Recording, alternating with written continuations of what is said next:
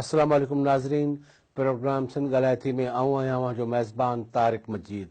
अॼु असांजे प्रोग्राम में महिमान आहिनि जनाब अली मर्दान राहूजो साहब, साबिक़ सफ़ारतकार आहिनि ऐं सिंध विजन जा सरबराह आहिनि, जिन सां अॼु असीं सिंध विजन जी सरगर्मियुनि ऐं सिंध में तब्दीली जे हवाले सां सिंध विजन जी सरगर्मियुनि जे हवाले सां ॻाल्हि ॿोल कंदासीं। अली मर्दान राहूजो साहब, तव्हां सिंध विजन जा सरबराह आहियो, तव्हां ॿुधाईंदो त सिंध विजन छा आहे ऐं कॾहिं वजूद में आई?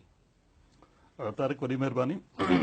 सिंध विजन जो हिकिड़ी फॉर्मल जेका बर्थ आहे उहा सिर्फ़ु 3 महीना अॻु में असां प्रॉपर रजिस्टर्ड करायोसीं। अच्छा, पर इहो डिस्कशन त सभिनी दोस्तनि वटि हलंदो रहंदो आहे ऐं इनखे असां हिकिड़ो नॉर्मल सोशल मीडिया में जेको आहे अॼु खां तक़रीबन 13 महीना माना 1 साल 1 महीनो अॻु में खणी आयासीं। उहो बि हिकिड़ो इशू डेवलप थियो एब्रप्ट। उहो इशू इहो डेवलप थियो त जेको सिंधी लैंग्वेज बिल हुयो उहो सेनेट जी स्टैंडिंग कमेटी में रिजेक्ट थियो। अच्छा, माना उतां कैरी कोन थियो ऐं उन जेको टाई वोट हुयो उहो साईं मुज़फ़र अली शाह साहिब जो हुयो। उहो पाण सिंधी हुयो, थरपाकर जो हुयो। उते जेके एक्टिविस्ट आहे उन में हिकिड़ी रेस्टलेसनेस पैदा थी त सिंधी थी करे सिंधी लैंग्वेज बिल थो अचे उनखे रिजेक्ट थो करे त छो न हिकिड़ो पंहिंजो हिकिड़ो जॉइंट प्लेटफॉर्म ठाहिजे। त उन में असां हिकिड़ी स्ट्रेटेजी ठाहीसीं त ॿियो कुझु बि न, हिकिड़ो असां ख़त लिखूं सिंध जे MPs खे त ॿियो कुझु बि न हुजे त हू सिर्फ़ु पंहिंजे असेंबली जे फ्लोर ते सिंधी में ॻाल्हाइनि, माना सिंधी में तक़रीर कनि। अच्छा, त उहो दोस्तनि गॾिजी करे हिकु हिते ॿार रखियो, उहो इवेंचुअली मां ॿार खयुमि त पर हीउ जेको सिंध विजन आहे इहो सोशल मीडिया ते क्रिएट थियो तव्हांजो ग्रुप? हा, इहो सोशल मीडिया ते क्रिएट थियो। अच्छा, ठीकु आहे न, हम ख़्याल जेके लाइक माइंडेड तव्हांजा दोस्त हुआ। बिल्कुलु इहो सोशल मीडिया ते क्रिएट थियो। पोइ उन में इहो त जेको ग्रुप गॾु थियो न, उन में पहिरियों दफ़ो सिंध जा प्रोफेशनल माण्हू जेके हुया न, अच्छा, जेके डिफरेंट हुनजी हिकिड़ो एक्सपीरियंस रहियो आहे, हिकिड़ी एजुकेशन रही आहे, उहो ग्रुप हमेशह सिंध ते कावड़ियल हूंदो हो। सिंध जे सियासतदाननि ते, NGO कल्चर ते कुझु कोन थो थिए। उहे दोस्त गॾु थिया। हाणे उन चयो त बाबा हाणे इहो सिर्फ़ु सियासतदाननि जो कमु न आहे, सिर्फ़ु सोशल एक्टिविस्ट जो न आहे, सभिनी जो कमु आहे। सही, त पाण गॾिजी छो न हिकिड़ो प्लेटफॉर्म ठाहे कंहिं न कंहिं मद में हिकिड़ी असां सिंध जी ख़िदमत कयूं। सही, पोइ असां वटि 2 ऑप्शन ठहिया। हिकिड़ो ऑप्शन इहो ठहियो त आया असां जेको आहे so direct straight away political party ठाहे सिस्टम खे चैलेंज कयूं, हिकिड़ो इहो रस्तो हुयो। ॿियो इहो त न, या असां सोशल सर्विस करे माण्हुनि में अवेयरनेस पैदा कयूं, अल्टीमेटली इफेक्ट इहो पवंदो, सोशल चेंज ईंदी। पर उन में बि हिकिड़ो लफ़्ज़ या हिकिड़ो माना ठहंदो आहे त बाबा हीउ हिकिड़ो NGO ठहे थो। पर NGO जी हिकिड़ी कंपोज़िशन टोटली डिफरेंट हूंदी आहे। त पोइ असां हिनखे विच ते आंदोसीं त भई जीअं असां प्रोफेशनल ग्रुप आहियूं त हीउ जेको सिंध विजन हूंदो उहो हिकिड़ो थिंक टैंक हूंदो। अच्छा, हाणे थिंक टैंक जो मतिलबु इहो आहे मुख़्तलिफ़ इशूज़ ते त मुख़्तलिफ़ सोचण वारी मशीन हूंदी, इशूज़ खे खणी ईंदासीं, सभिनी सां डिस्कस कंदासीं, उनजो सॉल्यूशन ठाहे कढंदासीं। पर उहो कंहिं इशू खे डिस्कस करे सॉल्यूशन कढण बि त उनजो मसइलो हल ख़तमु कोन थिए, पर उनखे एक्चुअली इम्प्लीमेंट कराइजे। त पोइ उन में जेके दुनिया में तरीक़ा आहिनि, हिकिड़ो तरीक़ो सिविलाइज़ तरीक़ो हूंदो आहे त पोइ उन ते तव्हां एडवोकेसी कयो। सही, चओ त भाई कम जो इशू आहे, एजुकेशन जो इशू आहे, हाणे थरकोल जो इशू आहे। हाणे असां हीउ जेको असांजो ग्रुप आहे हिन नतीजे ते पतो आहे हिनखे इम्प्लीमेंट कराइजे। हाणे इम्प्लीमेंट केरु करे, उहो हमेशह हुकूमत वक़्तु कंदी आहे। सही, त असां जो त एडवोकेसी कंदासीं हुकूमत वक़्तु खे त उनखे इम्प्लीमेंट कराइजे। जेकॾहिं तव्हां सिंध विजन खे 2 लफ़्ज़नि में सुम्हियो त it's a think tank and an advocacy group अच्छा, एंड विथ फुल जेका मेंबरशिप आहे उहा सॼी प्रोफेशनल माण्हुनि जी आहे ऐं जेको हज़ारनि में हाणे थी वियो आहे। अच्छा। हिन वक़्तु तव्हांजी घणी मेंबरशिप आहे? असांजी जेको ग्रुप जी ऑनलाइन मेंबरशिप आहे उहा 40,000 खां मथे आहे। अच्छा, 40,000 असांजा फॉलोअर्स आहिनि। पोइ जॾहिं असां रजिस्टर्ड थियाऊं त रजिस्टर्ड थियण खां पोइ उन में हिकिड़ी असांजी ऑर्गेनाइज़ेशनल स्ट्रक्चर आहे त असां पहिरियों मेंबर कंदासीं ऐं जिते 10 मेंबर हूंदा उहो असांजो चैप्टर ठहंदो ऐं पोइ अच्छा, उहो चैप्टर जेको आहे सो कनेक्ट थींदो डिस्ट्रिक्ट बॉडी सां, अॻिते हली सेंट्रल बॉडी ठहंदी, पोइ ऑफिस होल्डर्स ईंदा। हाणे उहो असांजो प्रोसेस हाणे शुरू थियो आहे। असांखे अच्छा, रजिस्ट्रेशन मिली आहे 3 महीना पहिरियों। अच्छा, पोइ असांजो हिन वक़्तु जेको आहे सो तक़रीबन उहे बि 1,000 में माण्हू आहिनि जिन असांखे फॉर्म भरियो आहे। पोइ उन्हनि जी असां रजिस्ट्रेशन कंफर्म करे पोइ उन्हनि खे असां मेंबर कंदा अच्छा। आहियूं। राजू साहब, हिन वक़्तु तव्हांजे घणा चैप्टर आहिनि ऐं तव्हांजी डिस्ट्रिक्ट बॉडीज़ घणियूं आहिनि? डिस्ट्रिक्ट बॉडी तक़रीबन सभु आहिनि। सॼे डिस्ट्रिक्ट्स में असांजा जेके डिस्ट्रिक्ट कोऑर्डिनेटर्स अची विया आहिनि। अच्छा, सिंध जे लेवल ताईं सिंध या जे लेवल ते पूरे मुल्क? असांजो अच्छा, जेको रजिस्टर्ड आहे उहो सिंध जे लेवल ते आहे। सिंध, माना सिंध जे लेवल ते इनफैक्ट सिंध गवर्नमेंट में रजिस्टर्ड आहे। पर अच्छा, असां हुन में आहे त any body from all over Pakistan, even external जेके असांजा जेके माण्हू ॿाहिरि रहनि था उन मेंबर थी सघनि था। उन में इहो आहे त जेको सिंध जो जी, माना रेज़िडेंट हूंदो या पाकिस्तान जो रेज़िडेंट हूंदो उहो क्वालिफाई कंदो असांजे हुन ग्रुप जो मेंबर थियण लाइ। अच्छा। पर इहो ॿुधायो त हिन वक़्तु हेतिरा पॉलिटिकल ग्रुप आहिनि, हेतिरा प्रेशर ग्रुप आहिनि, हेतिरा नेशनलिस्ट ग्रुप आहिनि, उन्हनि जी मौजूदगीअ में अवां सम्झो था अवां जो कोई स्पेस आहे माण्हुनि खे पाण पंहिंजी तरफ़ राग़िब करण जे लाइ या पंहिंजो हिकिड़ो स्पेस ठाहिण लाइ, पंहिंजी हिकिड़ी हैसियत ठाहिण लाइ, अवां मुतमिन आहियो? हाँ बिल्कुलु आहियूं उन में तव्हां पाण असां सां इन ॻाल्हि में सहमत थींदो त हिन वक़्त ताईं असां वटि जेके एक्टिविस्ट रहिया आहिनि उहे ॿ ग्रुप रहिया आहिनि हिकिड़ो असांजो जेको आहे सो सरंदी वारो माण्हू जेको सरमाएदार हुजे या वॾेरो हुजे उहो लीडर थींदो आहे ॿिया जेके हेठियां माण्हू हूंदा आहिनि जेके हेठियां क्लास जा माण्हू हूंदा आहिनि उहे हुनजा सपोर्टर वोटर हूंदा आहिनि हाणे इहो सॼो जेको असांजो सोशल पॉलिटिकल जेका एक्टिविज़म आहे हिते ई आहे पर हीउ जेको प्रोफेशनल क्लास हो जंहिंखे असां टेक्नोक्रेट्स चऊं था जंहिंजा माना हिकिड़ा तालीम बि आहे तजुर्बो बि आहे इहे सिस्टम खां परे हूंदा उहो सिस्टम ते सिर्फ़ु क्रिबिंग कंदा उन सिस्टम जी गिला कंदा असां एक्चुअली उहो ग्रुप खणी आया आहियूं उहो हिकिड़ो मिसिंग लिंक हुयो असां हिन जी एनालिसिस कईसीं पंहिंजे ग्रुप्स में त सिंध में जेके बि इलेक्शन्स थियनि थियूं उन में सिर्फ़ु 33 सैकड़ो हार्डली 40% जेको आहे टर्न ओवर थिए थो जेकॾहिं 40% माण्हू वोट ॾियनि था त इहो 60 सैकड़ो माण्हू कहिड़ा आहिनि उहो 60 सैकड़ो माण्हू तव्हां जहिड़ा ऐं असां जहिड़ा आहिनि असां पंहिंजे पंहिंजे जेको आहे सो प्रोफेशनल लाइफ में महू थी वियासीं या फील्ड ओपन कईसीं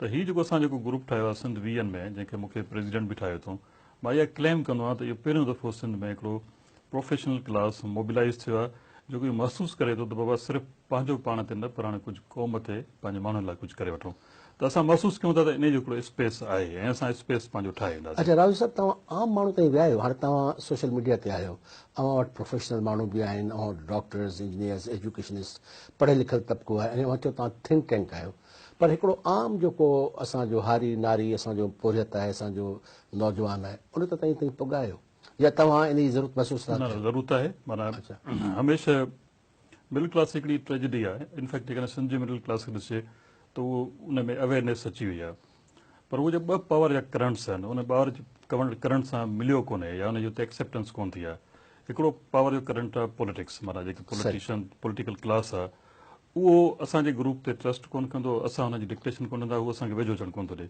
ॿियो पावर जो करंट हूंदो अवाम इन जी असां वटि जेका थिंकिंग आहे त जेसिताईं अवाम सां तव्हांजो राब्तो कोन थींदो ऐं तव्हां जेका बि फिलोसफी आहे तव्हांजो जेको एक्शन आहे उहो जेकॾहिं आम माण्हू कैरी न कयो त तव्हां अॻिते न वेंदो तंहिं करे असां वटि इहा जेका असां मथां जेको आहे सम्झो वियो हिकिड़ो फर्ज़ु सम्झो वियो त आम माण्हू सां राब्ते में अचो सोशल मीडिया खां या फेसबुक जे वर्ल्ड खां निकिरी रियल वर्ल्ड वञो त मां जॾहिं खां प्रेसिडेंट थियो आहियां त मुंहिंजो मुसलसिल सिंध में अचणु थिए थो जिते बि 5 दोस्त गॾु थींदा आहिनि 10 दोस्त गॾु थींदा आहिनि उते असांखे बुलाईंदा आहिनि मोस्टली असां पंहिंजे डिस्ट्रिक्ट कोऑर्डिनेटर्स ते बार रखियो आहे त बाबा जॾहिं बि असांजी मर्कज़ी क़यादत फील्ड में निकिरे त उनजूं नंढियूं नंढियूं गॾिजाणियूं करायो असां हिकिड़ा वॾा जलसा इन करण में जेको आहे सो इंट्रस्टेड न हूंदा आहियूं असां नंढियूं नंढियूं कार्नर मीटिंग्स कंदा आहियूं जिते दोस्त गॾु थींदा आहिनि साम्हूं आम्हूं हिकिड़ो सुवाल जवाब थींदा आहिनि असां उन्हनि खे सिर्फ़ु मसइला सम्झाईंदा आहियूं त बाबा हाणे जेके सिंध जा मसइला आहिनि ही आहिनि तालीमी गवर्नेंस जा इशू हेल्थ जा इशूज़ हाणे जेकॾहिं असांखे सिंध में सर्वाइव करिणो आहे as a nation as a group त असांखे छा करिणो आहे त पोइ उन्हनि खे वाट ॾिसींदा आहियूं माना ॿिए लफ़्ज़ में हिकिड़ो असांजो अवामी राब्ते जी हिकिड़ी प्रॉपर जेका कैंपेन आहे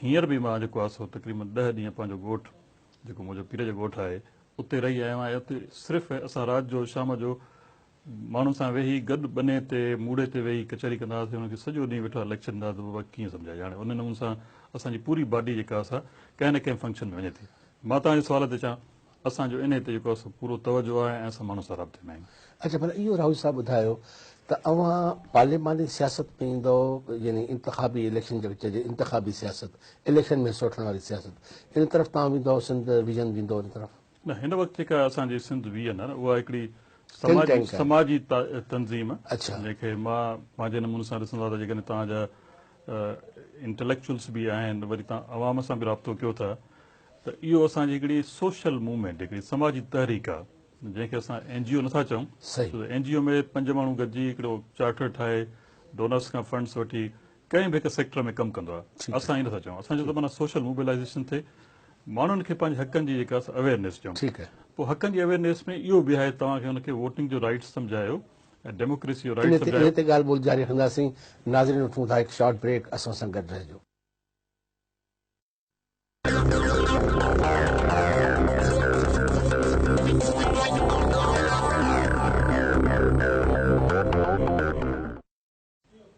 वेलकम बैक नाज़रीन अली मर्दान राजो साहब तव्हांजो कैरियर तव्हां सिविल सर्विसिस में कयो तव्हां फॉरेन सर्विस में वियो तव्हां मुख़्तलिफ़ मुल्कनि में एज़ ए एम्बेसडर सफ़ारतकार तव्हां कमु कयो 3rd secretary 2nd secretary 1st secretary minister तव्हांजो हिकिड़ो शानदार कैरियर हो पोइ इहो छॾे अव्हांखे इहो छो इहो अव्हांखे ख़्यालु आयो इहो ज़हन में अव्हांखे हिकिड़ो इरादो थियो त तव्हां सिंध में अचो ऐं माण्हुनि में इहा जेका अवेयरनेस आहे एजुकेशन जे हवाले सां, पंहिंजनि सियासी हक़नि जे हवाले सां, इल्म जे हवाले सां, पंहिंजे राइट्स जे हवाले सां, इहो अव्हांखे ख़्यालु कीअं आयो? ख़्यालु त सभिनी खे हूंदो आहे, तव्हांजे ज़हन में बि एम्बिशन्स हूंदियूं, मुंहिंजे ज़हन में बि एम्बिशन्स हूंदियूं, पर इहे स्टडी खां पोइ, एक्सपोयर खां पोइ माण्हू जा रवैया बि तब्दील थींदा आहिनि ऐं सोसाइटी में लाइफ जे जेके एटीट्यूड्स आहिनि उहे रवैया तब्दील थींदा आहिनि। उते ॿ हिकिड़ियूं शयूं मुंहिंजे स्टडी दौरान नज़र में आयूं त हुन चयो त जेको आहे सो हिकिड़े मुहक़क़ या हिकिड़े तारीख़दान लिखियो त माण्हूअ खे ॿिनि क़िस्मनि जूं ज़िंदगियूं गुज़ारणु घुरिजनि। हिकिड़ो इहो त हुन चयो त half of life you must live to establish your legitimacy. हाणे जेकर मां हिते ॻाल्हायां थो त हिकिड़ो तव्हां पहिरियों इहा ॻाल्हि कई त बसि सफ़ारतकार रहियो आहियां त या मुंहिंजी हिकिड़ी लेजिटिमेसी एस्टेब्लिश थी करे त मुंहिंजे लाइफ में को क्रेडिट आहे त मां पढ़ियो आहियां, एक्सपोयर थियो आहे, त उहो अधु ज़िंदगी you live to establish your legitimacy, उहा असां करे आयासीं। ऐं चई in other half of life you must live to establish your legacy, माना उहो मरण खां पोइ जेको आहे सो छा थिए, लेगेसी कहिड़ी थिए। त इहो जेको आहे कोट मूंखे ज़हन में हमेशह चुभंदो रहंदो आहे त बाबा हाणे ज़िंदगी गुज़ारीसीं, मुंहिंजे ख़्याल में का अहिड़ी शइ न हूंदी जेका मिसिंग हुजे, लाइफ लग्ज़रियस लाइफ में एक्सपोयर तव्हां दुनिया जा ॾिसो था, पर जेको इहो आहे त इहो जेकॾहिं तव्हां फर्स्ट कयो लाॾाणो थिए थो त इहो हिते ख़तमु थो थी वञे, U not leave anything behind which is legacy actually. हिकु त इहो सुवालु हुयो ऐं ॿियो इहो त बाबा जेकॾहिं हिकिड़े लिखियो आहे, मुंहिंजे ख़्याल में नालो बि कोन थो अचे, वरी हिकु मुहक़क़ कोट ॾिनो आहे त if you want to be remembered after your death do something. उन में इहो आहे त जेकॾहिं if you want to be remembered, जेकॾहिं मरी वञो था, तव्हांखे नालो ज़िंदो हुजे, either write something that people should read it, तव्हां लिखी वञो, और do something that people should write about that. या तव्हां लिखी छॾे वञो त माण्हू लिखनि, या अहिड़ो कमु करे वञो। हाणे कलम जी ताक़त थी सघे थो असां वटि हुजे, हिकिड़ो सफ़रकार वटि लिखण जी ताक़त हूंदी आहे, पर इहो थिए मसइलो इहो त जॾहिं खां असां प्रैक्टिकल लाइफ में आयासीं त उहो लिखणु जेको आहे सॼो अंग्रेज़ी में धारियुनि ॿोलियुनि में लियो, त अहिड़ो असां को शाहकार पुठियां कोन पिया छॾे सघूं। त पोइ इहो ज़हन में आयो त बाबा कुझु अहिड़ो कुझु कजे, नालो पुठियां रही वञे। मूंखे हिकिड़ो अहम सुवाल ज़हन में अचे पियो, जेके असांजा जेके व्यूअर्स आहिनि उहो शायदि इनखे महसूसु कंदा। अवां दुनिया में रहिया आहियो, मुख़्तलिफ़ मुल्कनि में तव्हांजी पोस्टिंग्स रहियूं एज़ ए फॉरेन ऑफिसर। अवां मूंखे इहो ॿुधायो त तव्हां दुनिया जे मुख़्तलिफ़ समाजनि जो, सोसाइटीज़ जो अभ्यास कयो, मुख़्तलिफ़ माण्हुनि सां मिलिया, मुख़्तलिफ़ मुआशरनि में विया। मां सम्झां थो त उते जेको इंसाफ़ जी फ़राहमी जो जेको निज़ाम आहे, उते जेको इल्म जो निज़ाम आहे, तालीम जो, सिहत जो इंफ्रास्ट्रक्चर ऐं सिविल सर्विसिस जो स्ट्रक्चर आहे, जेकर तव्हां उनखे कंपेरिज़न कयो सिंध में, सिंध जी हालतुनि सां, असांजे माण्हुनि खे जेको पीअण जो पाणी मिले थो, जेको इस्पतालुनि जी हालत आहे, जेका असांजे हिते इंसाफ़ जी फ़राहमी वारा जेके इदारा आहिनि उन्हनि जी हालत आहे, पब्लिक सेक्टर में जेके ऑर्गनाइज़ेशन्स कमु कनि थियूं जेको उन्हनि जी हालत आहे, जेके माण्हुनि जा रवैया आहिनि, एटीट्यूड्स आहिनि, बिहेवियर्स आहिनि, तव्हां असांखे किथे था ॾिसो, सिंधी क़ौम खे, सिंधी समाज खे? तमामु बहितरीनु सुवालु आहे। मां सिर्फ़ु हुनखे तमसीली तौर ते जवाबु ॾियां थो। मां पोएं महीने जंहिं कंपनी सां कमु कंदो आहे उहा बेल्जियम जी आहे, हुन मूंखे घुरायो, सॼो यूरोप घुमायो ऐं मूंसां मां उहो यूरोप घुमी, मुंहिंजी मिसिस बि मूंसां गॾु हुई। पोइ असां जेको यूरोप घुमी आख़िर में असांजी चीकोस्लोवाकिया में आख़िरी हुई स्टेशन, उतां निकिरी असां इस्तांबुल जे शहर में आयासीं। इस्तांबुल तुर्की जो आहे, तव्हांखे शायदि मुंहिंजी मिसिस बि उतां जी आहे। पोइ जॾहिं इस्तांबुल पहुतासीं त इहो महसूसु असां 100 साल पोइ ते आयासीं। Turkey was actually 100 years behind Europe, माना हिकिड़ी इहा ॻाल्हि थी। पोइ उन खां पोइ इतफ़ाक़ इहो थियो आहे त मां आयो आहियां, हिकु हफ़्ते खां पोइ सिंध मोटी आयो आहियां। हाणे मूंखे महसूसु थींदो आहे जेका तुर्कीअ खां असांजी जेका सिंध आहे उहा वरी 500 साल पोइ ते थियल आहे। हाणे इहो उन में घणियूं शयूं आहिनि। हिकिड़ी इहा ॻाल्हि आहे त ख़ाली इंफ्रास्ट्रक्चर न आहे, माना उहो इंफ्रास्ट्रक्चर बि थी सघंदो, सुपर हाईवे सुठो ठहियलु हुजे, पर एक्चुअली जेका असां वटि घरनि में माण्हुनि जे ज़हन में जेका हाइजीन्सी आहे, माण्हुनि जा एटीट्यूड्स आहिनि, उहे बि एतिरा बैकवर्ड आहिनि। हाणे उते असां सॼो यूरोप घुमूं पिया पंहिंजे हिन हिसे सां, कॾहिं ट्राम मिलियो, कॾहिं बस मिली, हलिया पिया वञूं। हिते तव्हां घर खां ॿाहिरि निकिरो था, तव्हां गाॾी जी ज़रूरत पए थी, माना हिकिड़ो वियो आहे त असां वटि सॼो फरसूदा निज़ाम आहे, सूडो नोशन्स आहिनि। असां वटि वॾा माण्हू हमेशह मां हमेशह चवंदो आहियां त बाबा जेका बुराई आहे न, चवंदा आहिनि मच्छी जेका न, fish start getting रॉटन from the head, त बुराई मथे हूंदी आहे, उहा बुराई ट्रिकल डाउन थींदी आहे। पोइ जॾहिं बुराई ट्रिकल डाउन थी करे जॾहिं मुआशरे जे हेठें तबिके ते तंदी आहे न, पोइ मुआशरो अनसस्टेनेबल थींदो आहे। मां चवंदो त बुराई मथे आहे, पर हाणे ट्रिकल डाउन हेठि थी वियो आहे। हाणे मां ॾिसंदो आहियां त असां जेको मुआशरो आहे न, उहो स्ट्रेचर ते पियो आहे, इनफैक्ट वेंटिलेटर ते पियो आहे। मां पोएं दफ़े बि हिकिड़ो मेराण में जेको आहे सो प्रोग्राम कयो मंज़ूर सां, उनखे ॿुधायो त मूंखे हमेशह अफ़सोस ऐं तकलीफ़ जेका थींदी आहे न, उन वक़्तु थींदी आहे जॾहिं मां ॾिसंदो आहियां त सिंध जा जेके असांजा अज़ीम वैल्यूज़ हुया, जेके रवैया हुया, असांजा जेके रवायतूं हुयूं, उहे ख़तमु थी वियूं आहिनि। हाणे कंहिं दोस्त मूंखे पोइ ॾींहंनि में हिकिड़ो मैसेज कयो त सिंध में हर शइ सेल ते आहे, even your values are on sale. त असांजो असुलु मसइलो इहो आहे त असांजूं रवायतूं ख़तमु थी वियूं आहिनि, असांजा रवैया ख़तमु थी विया आहिनि।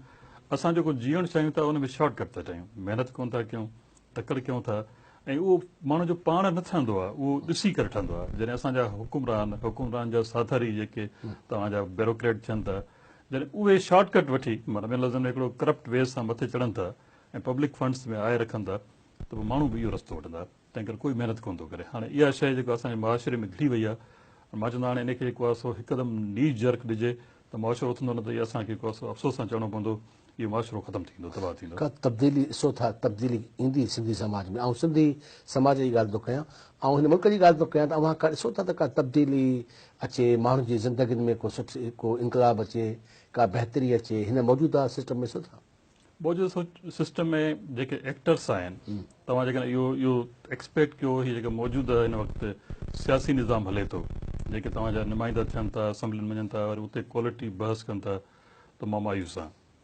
उन खां पोइ जेको हेठियों तबिको असांजो आहे, उहो पंहिंजे मसइलनि में एतिरो घिड़ी वियो आहे, बीमारी आहे, बुख आहे, बेरोज़गारी आहे, उनजो को पुरसाने हाल कोन्हे, तव्हां ॿुधायो इंसाफ़ कोन्हे, सभु शइ न आहे। त उहो बि मूंखे कोन थो लॻे त उहे हितां एतिरा जेको आहे सो मज़बूत थी करे इन सिस्टम खे चैलेंज कंदा। पर जेका मूंखे होप नज़र ईंदी आहे, जेको असां सोशल मीडिया जो ग्रुप ठाहियो आहे, उनखे मां चवंदो बाबा हिन में घटि में घटि पढ़ियल लिखियल माण्हुनि जो ग्रुप आहे, जेको फ़र्ज़ु कयो तव्हांजी लिखाई, मुंहिंजी लिखाई, कॾहिं सिंधीअ में कॾहिं अंग्रेज़ीअ में पढ़नि था, फॉलो कनि था, कमेंट कनि था, त उहे पढ़ियल लिखियल माण्हू आहिनि। उन्हनि जे जज़्बे खे ॾिसी करे मूंखे अहसासु थींदो आहे त इहो ग्रुप जेकॾहिं कंहिं ते एतमाद करे ऐं निकिरी पए मैदान ते, त इन मां असांखे होप आहे।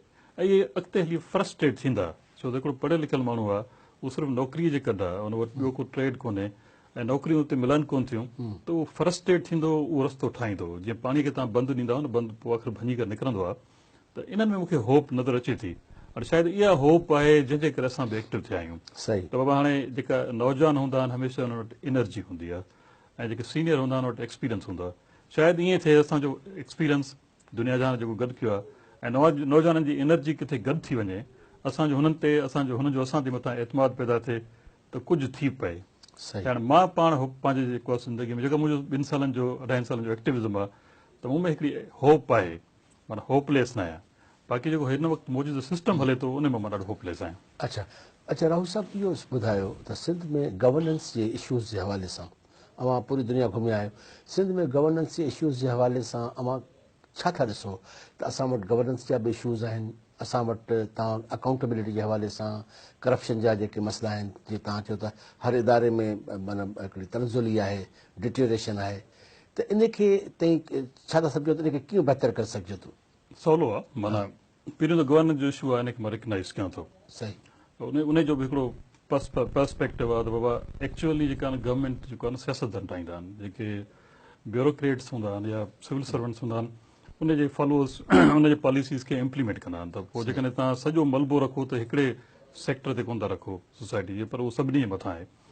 पोइ इहो जेको आहे न, जेकॾहिं तव्हांजी गवर्नेंस तॾहिं ठीकु थींदी जेके तव्हांजे मथां हुकुमरान अचनि था उनखे ठीकु कयूं। जी हाणे हुकुमरान जो हिकिड़ो प्रोसेस आहे, त उनखे तव्हां इलेक्शन ऐं वोट जे ज़रिए मथे मोकिलियो था, त पोइ उनखे वरी कीअं ठीकु कजे। हुन में इहो आहे त माण्हुनि में अवेयरनेस ॾिजे, एम्पावर कजे, कुझु ग्रुप्स हिन में अची वञनि जेके लीड कनि, अल्टरनेटिव क्रिएट कनि, त पोइ जॾहिं उतां ठीकु कयोसीं त हेठि सिस्टम ठीकु थींदो। मां चैलेंज कंदो, तव्हां असां पुराणा कलीग बि रहिया आहियूं, जेकॾहिं कोई डिपार्टमेंट जो हेड हुजे ऐं उनखे तव्हां फ्री हैंड ॾियो ऐं उनजी प्रॉपर अकाउंटेबिलिटी कयो, त उन डिपार्टमेंट खे ठीकु तरह सां हलाए सघे थो।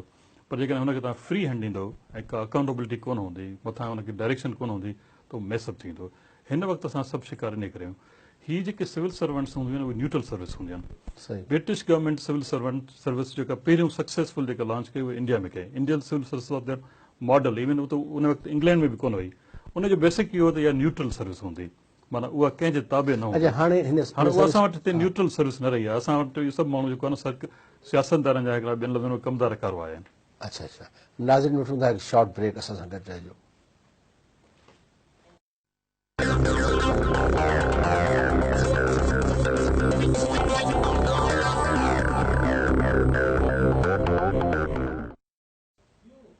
वेलकम बैक नाज़रीन। राहुल साहब, हिकिड़ी ॻाल्हि ज़हन में अचे थी, पाकिस्तान ठाहिण खां पोइ असांजा वॾेरा, जागीरदार, सरमाएदार, सरदार ऐं जेके एलीट क्लास आहे, उहे इलेक्शन में अचनि था चूंडजी। लोअर मिडिल क्लास में माण्हू मिडिल क्लास में माण्हू तमामु शाज़ो नाज़िर नज़र थो अचे। अच्छा, उहो वीचारो हले थो वञे नौकिरीअ में, को डॉक्टर थियो, को इंजीनियर थियो, को सिविल सर्वेंट थियो, उन्हनि जे लाइ उहे अपॉर्चुनिटीज़ कोन्हनि त हू अची लेजिस्लेशन कनि या पार्लियामेंट जो हिसो थियनि। उहे साॻिया माण्हू बार बार इक़्तिदार में अचनि था, उहे ख़ानदान इक़्तिदार में अचनि था, ऐं बजाए बहितरी जे असीं मुसलसल पोइते पिया वञूं। इन सूरत हाल में सिंधी माण्हू ऐं सिंध जो नौजवान छा करे, उनखे तव्हां कहिड़ो मैसेज ॾींदो?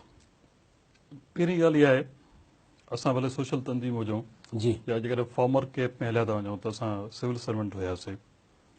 मां हमेशह चवंदो आहियां त बाबा जेके बि ज़िंदगीअ जा मसइला आहिनि एक्चुअली निज सियासी मसइला आहिनि, हिकिड़ो पॉलिटिकल मसइला आहिनि, इन जो हल बि पॉलिटिकल स्ट्रगल में आहे, इन में को शक कोन्हे को। सही, तव्हां का बि शइ लॉन्च कयो अल्टीमेटली ॻाल्हि उते पहुचंदी। हाणे उहा सियासत जेकॾहिं तव्हां पार्लियामेंट्री सियासत था कयो त उहो असल नुमाइंदनि ते डिपेंड थी करे। असांजे हिन सोसाइटीअ में हिकिड़ो इहो माना इहो हिकिड़ो प्लाइंड आहे त सियासत एतिरी महांगी थी वई आहे, ख़ासि तौर पार्लियामेंट्री सियासत, त उहो मिडिल क्लास पहुची कोन सघे। मुंहिंजो 30 इयर्स जो करियर आहे ऐं तव्हां मूंखे फॉलो कंदा आहियो। मूं में इहा सख़्त कोन्हे, हाणे मां गवर्नमेंट सां बि मां मुंसलिक कोन्हे आहियां, मां इलेक्शन में सघंदो, पर मूं में फाइनेंशियल सख़्त ई कोन्हे त मां फॉर्म भराए इलेक्शन कॉन्टेस्ट कयां। मूं जहिड़ो माण्हू जेको 30 साल प्रोफेशनल लाइफ रहण खां पोइ बि इलेक्शन विढ़ण लाइ सोचे कोन थो सघे त हिकिड़ो आम माण्हू रेड़े वारो, दुकान वारो या हिकु नंढी नौकिरी वारो माण्हू कीअं उथंदो जो चैलेंज ईंदो। ठीकु आहे, हिकु त इहा ॻाल्हि आहे। ॿियो, असां वटि जेको आहे जीअं सियासत बि मोरोसी थी वई आहे त सियासी पार्टियूं बि मोरोसी थी वियूं आहिनि। ठीकु आहे, पर इहो ईअं न आहे। किताब जेके हिस्ट्री जा आहिनि ऐं किताब की सियासत जा आहिनि, उहे उन में ईअं लिखियलु न आहे। उन में इहो आहे कि पार्टियूं हूंदियूं आहिनि, अवामी सरमायो हूंदो आहे। पोइ उन में पार्टियूं जेको आहे सो जेको ठहंदियूं आहिनि, उन में अवाम सरमाएदारी बि कंदो आहे। पोइ कोई 5 रुपयनि जी कंट्रीब्यूशन करे, कोई 50 जी करे, 50,000 जी करे, पोइ जॾहिं पार्टियुनि वटि सरमायो हूंदो आहे त पोइ उथी पवंदियूं आहिनि। हाणे इहा शइ जेका आहे न, जेसिताईं असां माण्हुनि में बावर न कराईसीं त उहा पॉलिटिकल पार्टी ठाहियो, हिकिड़े मिडिल क्लास जी रिप्रेज़ेंटेटिव पार्टी हुजे, त उहे जेके स्टेटस को जा फोर्सिस आहिनि या फेसिस आहिनि उनखे चैलेंज कयो। जेकॾहिं इहा शइ न ठहंदी त उहो चवंदा उहो दीवाने जो ख़्वाबु रहंदो, शायदि असां पंहिंजी लाइफ में ॾिसी बि कोन सघंदासीं त का तब्दीली ईंदी। सो इहे इन में जेको आहे सो रियासत जो बि हिसो आहे। त रियासत जेकॾहिं उहा इलेक्शन कमीशन जा रूल्स हुजनि, ॿिया जेकॾहिं एतिरा सख़्तु कनि त बाबा हुन में सरमाएदारी न थिए, हुनखे रेस्ट्रिक्ट कनि, त पोइ इहा शइ पैदा थी सघे थी। पर हिकिड़ी मां तव्हांखे अर्ज़ु कयां त हीउ जेको डेमोक्रेटिक सिस्टम आहे न, हाणे इन ॻाल्हि खे सम्झिजो, असां वटि 2 शयूं आहिनि हिनखे तब्दीलीअ जूं। हिकिड़ो हूंदो आहे रेवोल्यूशन स्ट्रेट अवे, जेके इनकलाब आया, पोइ हुन जेका बि तारीख़ पढ़ो हुन में रूस जो इनकलाब आहे, इन खां पोइ फ्रेंच इनकलाब हुयो, ईरान जो इनकलाब हुयो। रेवोल्यूशन हमेशह जेको सोसाइटी जो पीड़ियल तबिको आणींदो आहे, माना जेको लोअर तबिको हूंदो आहे उन वटि एतिरा मसइला आहिनि, उहो आख़िरी हुनखे रस्तो ई हूंदो आहे रेवोल्यूशन आणे। पर डेमोक्रेसी जेको आहे हमेशह मिडिल क्लास ते डिपेंड कंदी आहे। त मिडिल क्लास जेसिताईं डेमोक्रेसीअ में पॉलिटिक्स में एक्टिव रोल प्ले कोन थो करे त डेमोक्रेसी एस्टेब्लिश ई कोन थिए।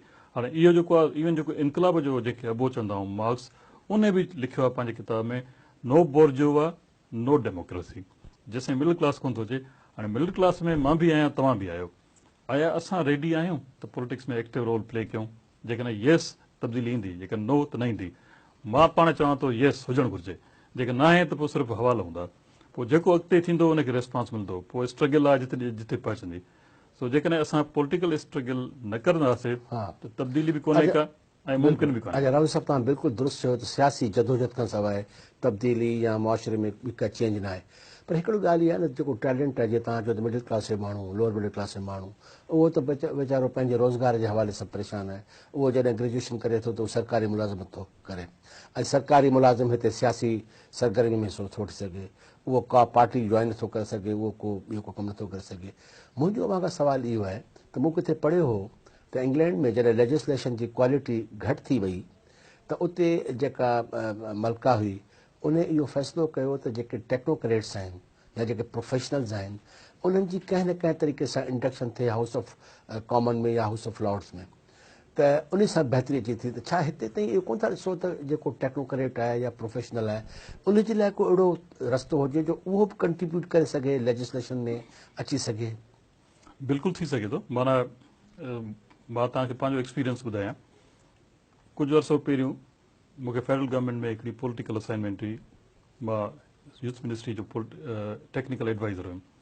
हिकिड़ो प्रोपोज़ल ठाहियो त बाबा जेके असांजा जेके पार्लियामेंट जा मेंबर्स आहिनि उन्हनि जी, छो त उहा ग्रूमिंग कोन्हे, एजुकेशन कोन्हे, त उन्हनि खे जेको आहे सो लेजिस्लेशन में कोन थो थिए, माना उहो लेजिस्लेशन में कंट्रीब्यूट कोन था कनि। तंहिं करे हर पॉलिटिकल पार्टी में हिकिड़ो पॉलिटिकल फेस हुजे, ॿियो टेक्नोक्रेट्स जो ग्रुप हुजे, काडर हुजे।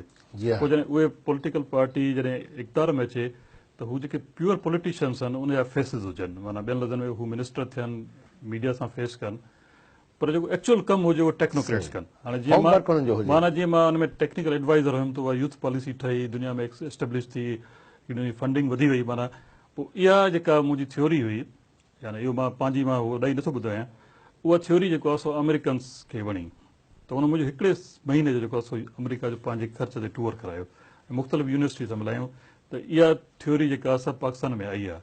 माना ॿियनि लफ़्ज़नि में जेकॾहिं पॉलिटिकल पार्टीज़ संजीदा आहिनि, माना इहे मौजूदा पॉलिटिकल पार्टीज़ बि, माना जेके असांजो इक़्तिदार में आहिनि, उहे पंहिंजा सियासतदान खणी अचनि ऐं सियासतदान खे तव्हां मथे बि खणी अचो, मिनिस्टर बि कयो, पर हिकु गॾो गॾु हिकिड़ी शेडो हुजे, शेडो थिंक टैंक हुजे, जेको तव्हांखे पॉलिसी गाइडलाइन सम्झाए ऐं उहो फ़ैसिला कराए ऐं इम्प्लीमेंटेशन कराए। इहो हिकिड़ो दुनिया में मुस्तनद तरीक़ो आहे, इहो हलणु घुरिजे। ऐं हिते बदकिस्मती सां जेको माण्हू पढ़े लिखे सुवाल करे उनखे हमेशह पोइ। अच्छा, मां थोरो हिते राहुल साहब तव्हांखे चवां त इन हवाले सां जीअं मुख़्तलिफ़ सब्जेक्ट्स आहिनि, फॉरेन पॉलिसी आहे, इंटरनल पॉलिसी आहे, इकोनॉमिक पॉलिसी आहे, सोशल रिफॉर्म्स आहिनि, इन हवाले सां अवां वटि को कमु थियो आहे या अवां इहो सोचे रखो था त इन ते कमु थियणु घुरिजे? इहो ई त कमु आहे न, जेकॾहिं थिंक टैंक जी ॻाल्हि कई आहे, every issue related to economy, polity, foreign policy, हर इशू खे असां एक्सपर्ट्स जे हवाले कंदासीं। मां जेकॾहिं फर्स्ट कयो प्रेसिडेंट आहे त आई एम नॉट एक्सपर्ट, मां क्लेम बि कोन थो कयां त मां इकोनॉमिस्ट बि थी आहियां, मां एग्रीकल्चर एक्सपर्ट बि आहियां। पोइ जेको इशू अचे एक्सपर्ट्स खे जो एक्सपर्ट्स सां हल करायो, हल वठो, पोइ जेको आहे हुकूमत खे ॾियो। हाणे हिते जेको आहे सो मां तव्हांजी डिप्लोमेसी बार बार ॻाल्हि था कयो, दुनिया में थिंक टैंक्स खे एक्चुअली हुकूमत जेको आहे स्पॉन्सर कथियूं आहिनि। त तव्हां डायलॉग कयो, माण्हुनि जो ओपिनियन वठो, असांखे पॉलिसी ठाहिजो, actually they spend money on them. पर हिते इहो मसइलो आहे त जेको आहे सो असां पंहिंजी महिनत करे उहे पेपर्स तयारु करे पॉलिसी फ्रेमवर्क ठाहे, खोड़ दफ़ा माना हिन वक़्तु असांजी 2-3 शयूं असां चीफ मिनिस्टर खे लिखी चुका आहियूं। त उहा हिकु थर्ड कोल आहे, गवर्नेंस आहे, डेवलपमेंट विजन आहे, एजुकेशन विजन आहे, इनखे इम्प्लीमेंट कयो। तव्हां ख़ाली इनखे रिस्पॉन्स त परे रही ॻाल्हि, माना ख़ाली एक्नॉलेज बि कोन कयो आहे त तव्हां जेको सुठो कमु कयो आहे ऐं असां हिन ते गौर कंदासीं। असां वटि माना इहो रवैयो आहे त अहिड़ियूं जेके इंटेलेक्चुअल इनपुट्स आहिनि उनखे डिस्करेज कयो थो वञे। रादर हू सम्झनि था जेकॾहिं असां हिननि खे थोरो स्पॉन्सर कयोसीं त ही मथे चढ़ींदा, पोइ असांखे अव्हां ख़्याल में जेके असांजो जेके पॉलिटिकल पार्टीज़ आहिनि या असांजा जेके रूलर्स आहिनि मुख़्तलिफ़ वक़्तनि जा, उहे छो था अवॉइड कनि जेकॾहिं इहो जेको तव्हां ॻाल्हि कई शेडो कैबिनेट्स जी ऐं मुख़्तलिफ़ प्रोजेक्ट्स ते कमु करण जी, इहा त वॾी हिकिड़ी हेल्प आहे माण्हुनि जी ज़िंदगियुनि में बहितरी आणण लाइ, माण्हुनि जी ज़िंदगियुनि में इनकलाब आणण लाइ। इनखे त एप्रिशिएट करणु घुरिजे, पर हिते उनखे शायदि नथो सम्झियो वञे। त इहा छा मजबूरी आहे असांजे हाकमनि जी? मजबूरी हुनजी पंहिंजी शइ न हिसाब, माना हुनजो पंहिंजो कॉम्प्लेक्स आहे। अच्छा, ठीकु आहे न, हू सम्झनि था हिन वक़्तु बि असां हुकुमरान आहियूं, असांजो क़द शायदि 6 फुट आहे। पोइ जॾहिं हू कंहिं एॾे अकाबर जे साम्हूं, इंटेलेक्चुअल जे साम्हूं वेहनि था त हुनजो क़द जेको नंढो थी वञे। पोइ उन कॉम्प्लेक्स जे करे हिन ग्रुप जे बिल्कुलु वेझो कोन था थियनि। हू चवंदा हीअ असांखे ओवर शेडो करे वेंदा, हीअ असांखे सरपा, पोइ हुन जेका वेठल जेका शइ आहे उहा पोइ हिते थींदी। एक्चुअली इन कॉम्प्लेक्स मां निकिरनि ऐं हुकूमत अवाम जी सोचनि त इहो सभु शइ मुमकिन आहे, पर हिन जे सोच में अवाम न आहे, हुन में सिर्फ़ु पंहिंजी पर्सनल। राहुल साहब, आउं तव्हां खां ई पुछंदुसि त अव्हां जे सिंध विजन कुझु प्रोजेक्ट्स बि शुरू कया मुख़्तलिफ़ ॻोठनि में ऐं शहरनि में पंहिंजी मदद पाणे तहत? बिल्कुलु सही आहे, इहो हिकिड़ो टेस्ट हुयो, इनफैक्ट हिकिड़ो सुवालु हुयो त सिंध विजन में जेकॾहिं 40,000 माण्हू आहिनि त उहे 40,000 एतिरा मुतहरिक छो न आहिनि। त पोइ उनखे असां हिकिड़ो फिल्टर ॾिनोसीं त बाबा ॾिसूं हुन में केरु माण्हू एक्टिव आहे। त उनखे फिल्टर ॾियण लाइ असां हिकिड़ो कॉन्सेप्ट खणी आयासीं, SV यानी सिंध विजन 1000 क्लब, जंहिंजो माना रखियोसीं माना बेंच मार्क, त जेको उन क्लब में महीने जो 1000 रुपयो ॾींदो ऐं या महीने जा 1000 मिनट ॾींदो त उहो असांजो मेंबर थींदो। पर एक्चुअली उहो हिकिड़ो फिल्टर हुयो, त माना हाणे उन वटि जेकॾहिं पैसा इकठा थियनि था त पोइ उनजो को न को कार्य। असां वटि टाइम जी थोरी घटिताई आहे, तव्हां इहो ॿुधायो त पोइ अव्हां पंहिंजी माली ज़रूरतूं इन सिस्टम सां? असांजो हमेशह इहो आहे त असां सेल्फ रिलायंस ते पंहिंजे हड़ऊं वड़ऊं जेको आहे सो कंदा आहियूं ऐं असांजो एतिरो घणा वॾा प्रोजेक्ट्स बि कोन्हे, न को असांजो इंट्रस्ट आहे। असांजो असांजी टीम ठहे। अच्छा, मूंखे 2 लफ़्ज़नि में इहो ॿुधायो त ईंदड़ 5 सालनि में सिंध विजन खे किथे था ॾिसो? सिंध विजन हिकिड़ो काडर आहे, उन में जेको आहे सो इलाही माण्हू तयारु थींदा, पोइ उनजी मुख़्तलिफ़ रस्ता ठहंदा। हिकिड़ो माण्हू जेको आहे चवंदा बाबा असांखे पॉलिटिकल स्ट्रगल करणी आहे, उनखे पॉलिटिकल प्लेटफॉर्म मिलंदो। हिकिड़ा चवंदा सोशल वर्क करणो आहे, उनखे सोशल वर्क ठहंदो। इहा असांजी नर्सरी आहे जंहिंमां असांजा ग्रेजुएट्स तयारु थींदा, एंड आई एम होपफुल इहो कमु थींदो रहंदो। नाज़रीन, अॼु असांजे प्रोग्राम में जनाब अली मर्दान राहुजो साहब सिंध विजन जा सरबराह मौजूदु हुआ, जिन असां सां ॻाल्हि ॿोल कई ऐं पंहिंजे हिन विजन जे बारे में ॿुधायो त हिननि जो छा प्लान आहे ऐं सिंध जे माण्हुनि जी ज़िंदगियुनि में तब्दीली आणण लाइ ऐं मुस्बत तब्दीली आणण लाइ हिननि जा कहिड़ा प्लान्स आहिनि, हिननि जो कहिड़ी सोच आहे। इन सां गॾु पंहिंजे मेज़बान तारिक मजीद खे ॾींदा इजाज़त। अल्लाह हाफ़िज़।